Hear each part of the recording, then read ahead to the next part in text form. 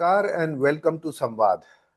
Today we are talking about a topic wherein the people of a very peaceful country have been oppressed and subjugated for a very long time by an authoritarian and a dictatorial regime. So we're talking about China and Tibet. On the 6th of June, Xi Jinping summoned CCP appointed Panchen Lama, Gyaltsen Norbutu Zhong Nanahai, which is the official compound where the senior most communist leaders reside. The details emerging from the meeting indicate that China is anxious about the approaching 90th birthday of the Dalai Lama, which falls on the 6th of July. Now, what makes them anxious and what role does Panchen Lama have to play in the succession of the Dalai Lama? To discuss this, we have with us sinologist and distinguished fellow at the Center of Excellence for Himalayan Studies, Shiv Nadar Institute of Eminence, Claude Arpi. Welcome to Samvad, Claude. Namaskar. Claude, before we get to the Panchen Lama and the meeting he had with Xi Jinping, I would like to talk about Gedun Choekyi Nyima. I mean, I hope I'm not mispronouncing the name. Who is the longest serving political prisoner in the world and is languishing under house arrest at an unknown location for the past 30 years and is intricately connected to the situation we are discussing today. So my first question to you is, who is Gedun Choekyi Nyima and why is he under house arrest for 30 years? And what is his relationship with Gyaltsen Norbu? Thank you for inviting me. I just will give you a short background. You know, historically, since advent of the Dalai Lama and the Panchen Lama have been very close. And very often in history, when the Panchen Lama was older, he was a guru, the teacher, the Lama of the Dalai Lama, and vice versa. So I'll come in 1950. The Tibet government was searching for a new Panchen Lama, and they had discovered one. It happened just before the Tibetan army, the PLA, invaded Tibet. And the Tibetan delegates were called in Beijing for the so-called 17-point agreement, which was forced on the Tibetan people. Now, during the negotiation, China imposed its own Panchen Lama on the Tibetan government, the Lhasa government, the government of the Dalai Lama. And then the delegate had no choice, and that the Chinese boy became the official Panchen Lama. He was brought 2-3 years later to Lhasa for the first time, and is born just at the periphery in Chining, what is in Qinghai province today. Now, that boy was totally groomed. He was taught as a communist. He used to send letters to Mao Zedong and praising entry of the PLA in Tibet. So it lasted for some time. But in 1962, and I think it's the first time in the history of the Tibet occupation by China, that he sent a 70,000 character petition. Means in English, it's about, when it's translated, it's about 120, 130 pages, complaining to Chou Enlai and to Mao Zedong about the situation. And he said, you people have come into Tibet, and that was 12 years ago, and nothing has happened.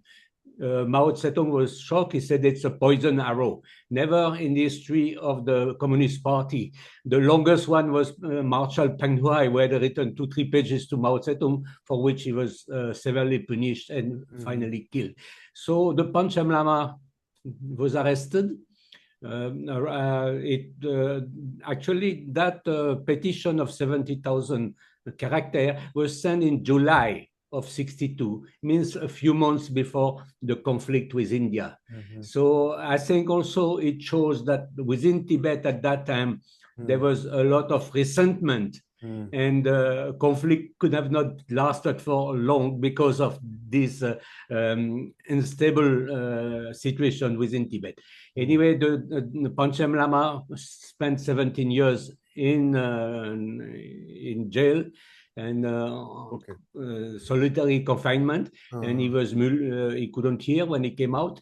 So for writing that petition, just for writing that petition. Because petition, and one time also in Lhasa, he said that long life to the Dalai Lama in 1964. So this was not forgiven. So 64 he was arrested, and it was just at the beginning of the Cultural Revolution, and only Deng Xiaoping freed him when he came in 78 to power.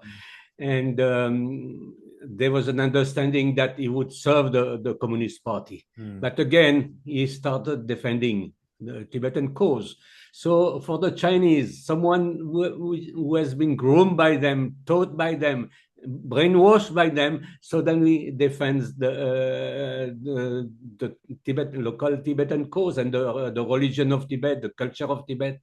So eventually in 89, he went to Chigatse, which is the seat of the Panchen Lama in southern Tibet, and he died in mysterious circumstances. Now, the process of finding another reincarnation is the same, whether it's for the Dalai Lama, for the Panchen Lama, or other lamas.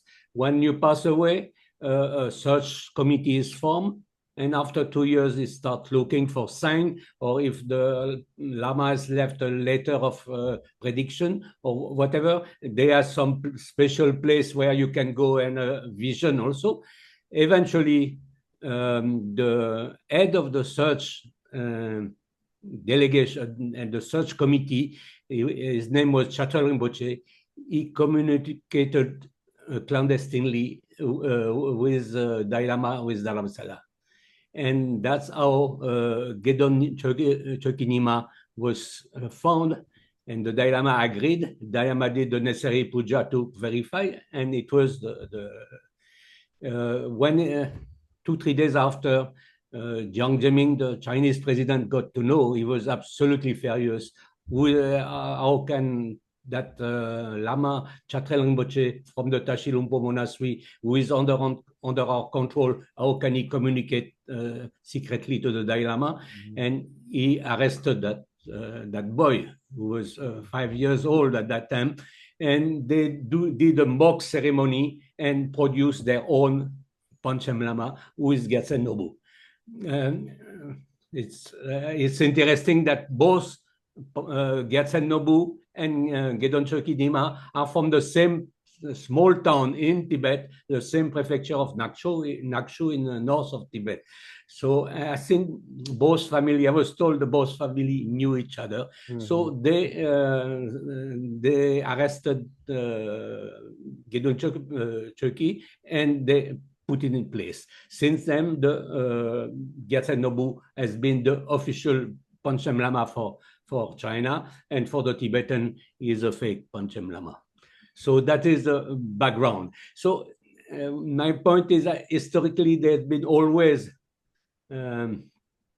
power problems between, and that's one of the issue. And very often also the issue is the regency, because the weakness of the rule by reincarnation is the 20 years between the time the Lama, like for the example, the 13th Dalai Lama passed in 1933. So only in 1940, the 14th Dalai Lama was enthroned. The time he's educated, he is 15, 20 to become head of a state. And that part, our Dalai Lama today, the 14th Dalai Lama, has been put on the political scene at the age of 15.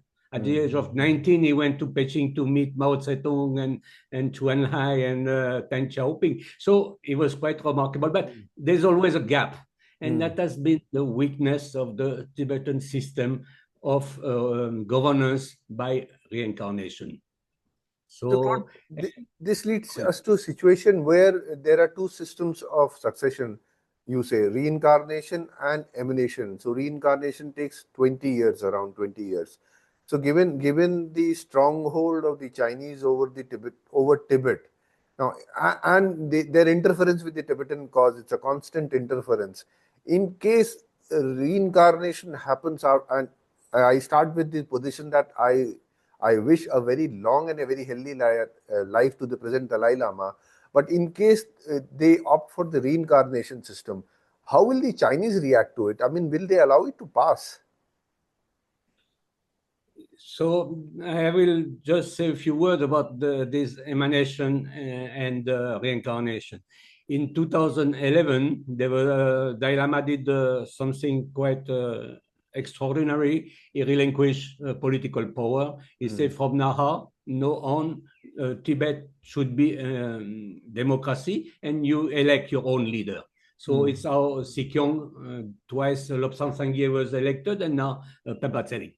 So basically, all the administration remains with the elected leader by the Tibet. And the Dalai Lama would keep only the spiritual the power over the... But you have to remember the Dalai Lama is not only the Dalai Lama of his own sect, the yellow sect, the Gelugpa sect. He is also the Dalai Lama of the entire Tibetan nation. He is Chenrezi, the Avalokiteshvara. He is an incarnation of the Bodhisattva of compassion, and he's spiritually is ruling over all the different schools, the four main schools of Buddhism, and also the original face of Tibet, the Burn. So, I mean, he has not been... So in some cases, some Lama have not accepted, but generally speaking, it has been accepted. So when we speak about succession, we speak about succession of someone who will be able to rule and will be unify all these things. Now, as I mentioned, reincarnation is a very weak system. In the 19th century, there was 5 Dalai Lama. I think the Chinese ambassador, it was called the Hamban in Lhasa, knew that if he disappears at the age of 18, 19, they would have to start the process again. So the 5 Dalai Lama, they never reach majority. So that is a big, big weakness. And in 2011, Dalai Lama said there's another possibility, which is emanation. Emanation, I cannot explain to you spiritually the thing, but basically boy or a girl, I don't know, but probably a boy is selected and is groomed. Is receiving all the initiation, is taught in India, which is in Hinduism, it's very, very different, but you have the system of Senior Shankaracharya in Kanchipuram and Junior Shankaracharya. So basically, it has happened in many traditions where you have a junior guru who is taught by the senior guru, and the day the senior guru leaves. As you say, we all wish that His Holiness will live up to 113, but it's better to be ready.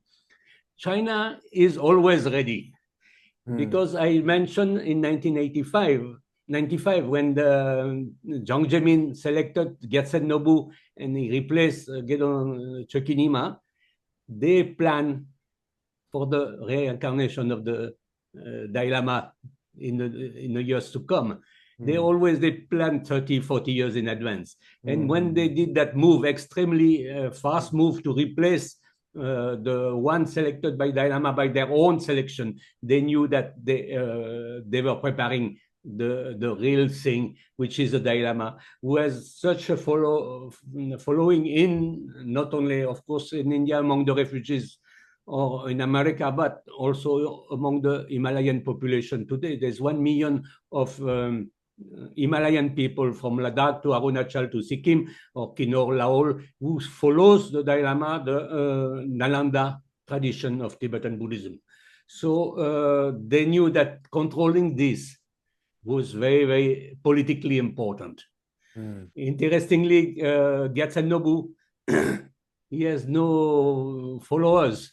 When he goes to, every year he goes to one place on the border, Indian border, on the other side of the Makmaon line or in Ladakh, on the Tibetan side, he has 20, 30 people receiving him. When His Holiness goes to Sikkim, 2 years back, or to Ladakh, or I think he may go again to Ladakh in July. It's like the entire population of Leh is out. So this China cannot get.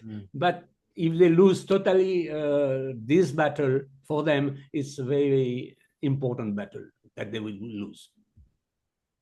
So we'll come back to this summoning of Gyatsen Norbu, and where I read your article where you quote, basically I'm quoting you, that he called upon Gyatsen Norbu to play an even better role in forging a strong sense of community for the Chinese nation, systematically promoting the principle that religions in China must be Chinese in orientation and advancing the modernization drive in Tibet. What does this mean in simple language, in political language? What was he trying to say, Xi Jinping? In simple language, if they call Gyatsen Norbu to Chong'an, where the residence of the top leadership, is not for nothing. Especially the Xi Jinping had disappeared for 20 days. And he reappeared only early June with the president of Belarus. Belarus came and visited him, and later on it was Gyatsen Norbu. And during this meeting, there was 4 members of the Politburo and 3 members of the Standing Committee. Wang Huning and Xi and Xi Jinping. So that was not something ordinary to have received. And further, if you look at the photo, it's not the usual meeting room in a great hall of people. It looks like the private apartment of Xi Jinping. So for them, there's an urgency because Dalai Lama in this 2011 statement mentioned, when I'll be 90, I will take a decision and I will give clear indication about the decision that I have taken. It has to be clear that in any case, it's Dalai Lama's decision. It's his own reincarnation. So China today wants to decide. They said Dalai Lama has no business to decide. That is nonsense. Of course, if there was Dalai Lama would decide for an emanation, China can't finish. The story is finished for them, for China. But if he goes for reincarnation, it opens a Pandora box for 20 years. And China is powerful. China is very smart. They will create a lot of problems. They will create division among the Tibetan. And that would, in my opinion, secular opinion, that would not be very smart for the future of the Tibetan nation. So I'm always thinking that emanation is maybe not the traditional way. I know that many old Lama, they would like to have it in a traditional way. But the world has changed. The system of reincarnation started with the Karmapa in the 11th century. At that time, there's no Instagram or social media, or you don't know 10 seconds after something happened, you don't know all over the world. So today, everything goes faster. And the world, if you look at the world 3 years ago, 5 years ago, and today, it's not the same world. We are not living in the same world. Everything is going faster. So to take 20 years, it would be not very wise, in my opinion. But it's really up to the Dalai Lama's decision. But I hope he will take also into account all the Indian population of the Himalaya, who are very large in number and who really count on his presence as a 15th Dalai Lama to guide them. It brings for India, it brings a lot of stability on the border. I've been studying the border for the last few years. I visited many of these places, and I see that whether it's Tawang area or in Ladakh or in Kinor and everywhere, it brings great stability to have a leader like the Dalai Lama to follow. So that should be also taken into account. It's a concern. Of course, Dalai Lama will take the decision at the end. I agree totally, Claude, because Dalai Lama, he might have given up his political powers to the people of Tibet and the Tibetans, but he still remains the face of the Tibetan cause. He remains the face of Tibet. And you were talking about Ladakh and Arunachal Pradesh and Tawang, but I can tell you from my own experience that when he visited Varanasi a few years ago, there was a massive crowd which basically went out to receive him. So he's one of the most known faces in India. So it is not just the Tibetans, but people across India who revere him for whatever he does and whatever he is. But moving forward, does the Panchen Lama, what exactly is the role of Panchen Lama in deciding the next Dalai Lama?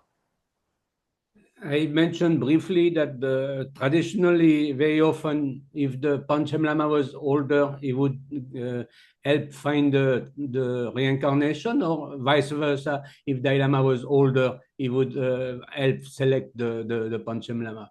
Today, we have two Panchen Lama. Both are in China. One is under custody of the Chinese government. I believe that Gedun Choekyi Nyima has not received any Tibetan education. I was told he has never learned Tibetan. He doesn't know a thing about religion. So they will make sure that he has been totally cut from his root. I think he's still alive, but he must be somewhere in Beijing where he can get the security that nobody can approach him. A few years ago, one of the Tibetan leader, Pema Tinley, had said that he's in Tibet. I don't think it's possible, because for security, if Tibetan would get to know that he's in Tibet, there would be riots. So China is very good, Communist Party, to keep these enclaves where they keep leaders like Zhao Jiang, the leader who tried to reform China in the 80s, was kept till his death. So they are very good at that. But I believe he has no education. Now, Gyatsen Nobu, very often he remains in Beijing. He doesn't go to Tibet. He goes a few months in Tibet. But like in 2021, when Xi Jinping visited Tibet, he was asked to go out and to remain in Gansu for a few days when Xi Jinping. So they don't want him to meet often. That meeting that you mentioned in Zhongnanhai on June 6th, it was the first meeting after 2015, means 3 years after Xi Jinping became the Secretary General of the party. So it's only the second meeting between Xi Jinping and Gyatsen Nobu. Basically, I think they don't trust him like they don't trust any Tibetan. Couple of years ago, when there was that Ladakh confrontation, the Indian media got to know that there was Tibetan had participated in the Kailash Range operation in August of 2020. So China was so furious, because they say, their argument said, these guys, the Tibetan are Chinese. Why are they fighting with the Indians? They should fight with China. So they try to create a similar force like the Special Frontier Force, who is working in collaboration with the Indian Army. But they never managed. Now it's 5 years from that time, and they have inducted few Tibetans here and there in the PLA, but not at the operational post and not at the senior post. And they have no chance for them to create a special battalion of Tibetan to fight against India. So they know they cannot trust the Tibetan. It's same thing for the PLA, but the same thing for the religious leaders. Of course, there's a few, 4 or 5 of these old communist Tibetan who have been supporting the Chinese since 60, 70 years. And one of them passed away just at the time Gyatsen Nobu was with Xi Jinping. His name is Reddy. He was a deputy secretary. But since the Tibet has been taken over by China, there's never been a party secretary in Tibet who is a Tibetan national. a Tibetan minority, they call it. So it's always been a Han. So it shows that they don't trust the Tibetan. And that person, Reddy, who passed away on June 6th, now he has been given national funeral and Xi Jinping went, but he never raised above the rank of deputy secretary of the Tibetan Autonomous Region, which is rather low rank compared to. So there's no trust from that. So China has a problem, but at the same time they see that there's a possibility that Dalai Lama gives his verdict, his decision, and that would be a loss for them in Tibet, for controlling Tibet. Claude, the institution of the Dalai Lama was established in the 15th century, I believe. This being the 14th Dalai Lama, if I'm not wrong. So how can the communists who came to power only in 1949 and are atheists have a role in deciding the next Dalai Lama? I mean, how do they justify this? I think it's not a problem for the communists. They have no problem with this. Even if they are not Cartesian, it's not logical. It doesn't make sense for us. But for them, power makes sense. If they want power, if the Cartesian part of it or like that, they can brush it aside and do it. It doesn't. If you look in detail at all the propaganda, every morning I'm looking to their website and propaganda. Most of this doesn't make sense, but they're still using it and controlling the people inside China and in Tibet. So in Xinjiang, in the Uyghur population, the Mongol population, so objectively it doesn't make sense, but if it's a mean to control people. So of course before 49 there is no party, but they say, you see, in history, the Yuan dynasty is a Mongol dynasty. Yuan dynasty was in the 13th, 14th century was very close to the Tibetan lamas, mainly the Sakya school. Now, historically, the Yuan dynasty was englobed in Chinese history as a Chinese, but they are not Chinese; they are Mongol. So they say because they had control over the Tibet is theirs. And whenever China is claiming an area on the border, for example, they will never give away. And if you go by the logic, again, you take Cartesian principle, accession is not theirs. If you go, now they are renaming place in Arunachal Pradesh. These places in Arunachal Pradesh, about 10% of Arunachal, of today's Arunachal, former Nifa, was on Tibetan influence. Tibetan influence means like Ladakh, they have Tibetan Buddhism, they have Gompas, they have prayer flag, they are devoted to Dalai Lama or Tibetan. But all the rest, 90%, is tribal. These tribal areas I've never seen. All the other tribals of Arunachal, I've never seen a Chinese. They have never come. I went 2 months ago to Lohit Valley, to Wallong, and I've seen one place just 3-4 kilometers south of Wallong, which is called Meninkhai. And one time in 1910, the warlord of Sichuan sent troops there, and he put a stone pillar. This is the limit of the Chinese Empire. Now today they are claiming 150 kilometers south of this point. Of course, the British rejected that claim of China, and they took that stone pillar and put it back near Kibutu, near where the border is today. So, but the fact that they came only, and they claim in 1910 they came once, and now they claim 100 kilometers south. So logical is not part of their dictionary or because their main objective is control and power. And 13 Dalai Lama had said one time, when the warlord at the same time, 1910, of Sichuan came to Lhasa, he had to escape. He took refuge 2 years in Kalimpong, and he wrote to the British political officer, the big insects are always eating the small insect. Please do something.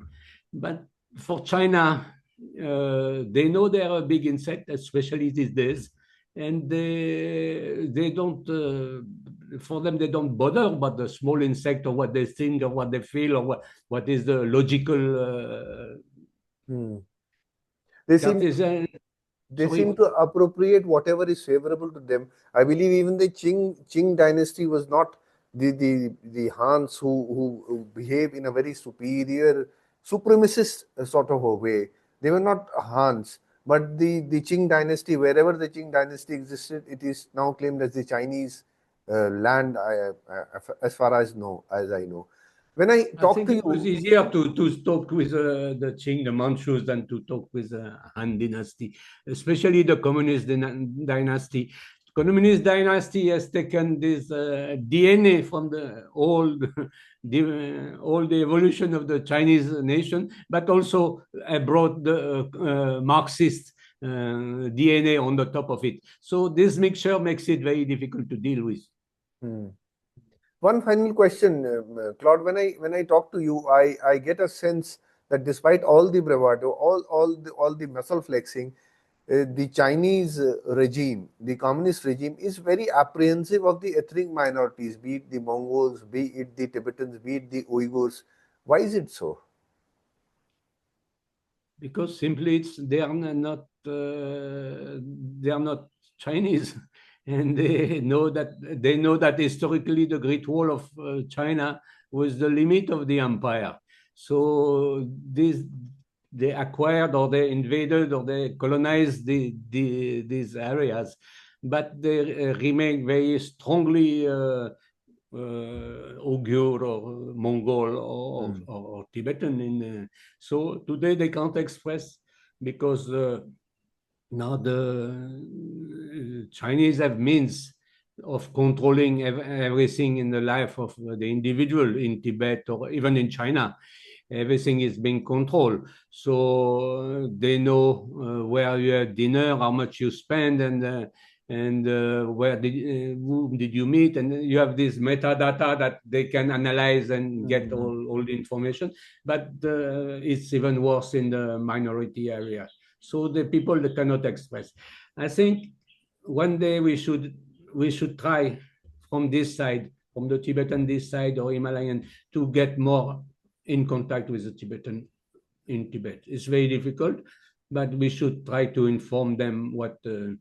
I seen that yesterday, for example, there was in some function in Demchok in Ladakh, just at the village which is on the LAC, and I think ITBP and as well as senior-most Lama of Ladakh were there. So when this sort of thing happening 4 or 5 kilometers from the LAC, the other side no, but the other side cannot say anything or cannot do anything about it.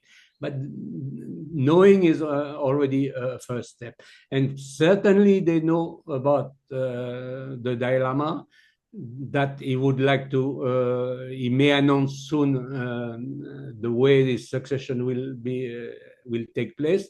And I think they're also anxious because but they cannot express. They can't go in the street. They can't go with banners and say "Long life to the Dalai Lama." When Panchen Lama, the 10 Panchen Lama, say "Long life to the Dalai Lama," he was arrested the same day. So they can't express. They did it. There were riots in 2008, unrest, especially in eastern Tibet. But after that, China is very good at putting in place a system which you can't break. And I mean, it's for the Chinese themselves. After Tiananmen Square, after 4th June of '89, Chinese can't express themselves. And at that time in '89, it could have gone the other way. The decision was taken in a standing committee. There was 3 in favor of sending the tanks and 2 against. So the decision was taken, tanks were sent, and it changed completely the history. But in the history of China, there was people like Zhao Jiang and Hu Haobao, who came very progressive leader. Unfortunately, they didn't manage to survive. But maybe one day also there'll be a leader who can bring, like Gorbachev did in the Soviet Union. But China is smarter than Soviet because they study in detail. Hundreds of scholars have studied what has happened, the fall of the Soviet Union, and they made sure that they will not repeat. But sometimes you don't control everything. True. I agree totally, Claude, that maybe we need to be more proactive for the Tibetan cause and help them out. At least send information to them, keep information, sending informations, because this is a very just cause and a very important cause for India security-wise also. So, I mean, running totally short of time, and we have to conclude on that, Claude. Thank you so much for sparing time and sharing so much information. Thank you and Jai Hind. Thank you. Namaskar.